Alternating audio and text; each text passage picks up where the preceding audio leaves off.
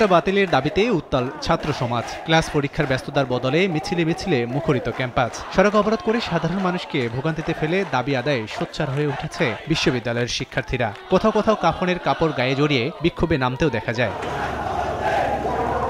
সপ্তাহখানেক পেরুলেও এখনো থামেনি, উল্টো আরও বেগবান হচ্ছে। দুপুরের পর চট্টগ্রামের ২ নম্বর গেটের সামনে বাংলা ব্লকেট দিয়ে কোটা বাতিলের স্লোগান দেন চট্টগ্রাম বিশ্ববিদ্যালয় সহ বিভিন্ন শিক্ষা প্রতিষ্ঠানের শিক্ষার্থীরা। মুক্তিযোদ্ধার নামে যে বৈষম্যমূলক কোটা, এই কোটা প্রথা সম্পূর্ণ বাতিল করতে হবে। আমরা যারা কৃষকের ছেলে আছি তাদের অধিকার আমরা আদায় না করা পর্যন্ত এর রাজপথ ছাড়বো না।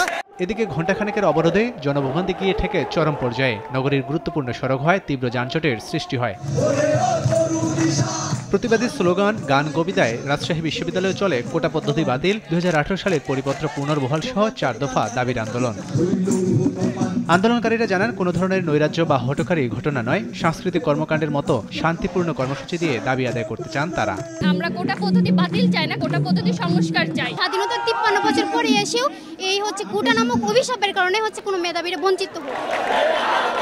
এদিন সকাল থেকে জাহাঙ্গীরনগর বিশ্ববিদ্যালয়ের সামনের মহাসড়ক অবরোধ করে ছাত্র সমাবেশ করে শিক্ষার্থীরা। দেখা দেয় তীব্র যানজট, ভোগান্তিতে পড়েন যাত্রী ও চালকরা। অনেকে পায়ে হেঁটে গন্তব্যে রওনা হন। কোটা আন্দোলন চলতেছে, এই জন্য যে বাস আটকাই দিচ্ছে আমাদের, এই জন্য আমাদের অনেক দুর্ভোগ হইতে আছে। কোটাগুলি থেকে আসছে, ওই যে হাঁটতে হাঁটতে এই তেমাইতে আসছে। অনেক কষ্ট হইতে আছে, বাস বন্ধ করে দিয়েছে, ২০০ টাকা ৪০০ টাকা ভাড়া দিয়ে আসছে। এই আন্দোলনের জন্য তো আমাদের কষ্ট। একই দাবিতে বরিশালে সড়ক অবরোধ করে বিক্ষোভ করেন বিশ্ববিদ্যালয়ের শিক্ষার্থীরা। বৃষ্টি উপেক্ষা করে কাফনের কাপড় পরে ঢাকা কুয়াকাটা মহাসড়ক অবরোধ করে বিক্ষোভ করেন। লাবিব হাসান, সময় সংবাদ।